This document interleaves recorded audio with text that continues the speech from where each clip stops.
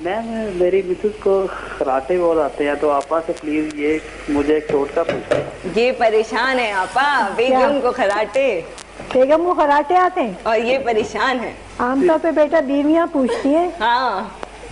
अच्छा बेटा तुम एक काम करो, जी जी। रात में एक आधा चाय का चम्मच चीनी उनको पका, चाय का चम्मच शक्कर आप चीनी। फोन रख दें तो टीवी पे सुन ले, है ना आपा? हाँ फोन रख दें आप, टीवी पे सुन ले तो आपको इजीली समझ आएगा सही से।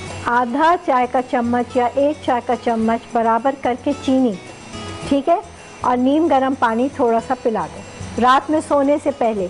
उसके बाद कोई चीज़ नहीं खाएं और ज़रा वो लोग करवट से लेटें, खराटे ठीक हो जाएंगे। जब सीधा लेटते तो खराटे आते हैं, जब करवट लेते हैं तो खराटे कम आते हैं। लेकिन चीनी फाँक के और नीम गर्म पानी पिएंगी इंशाल्लाह बिल्कुल ख़त्म हो जाएंगे खराटे।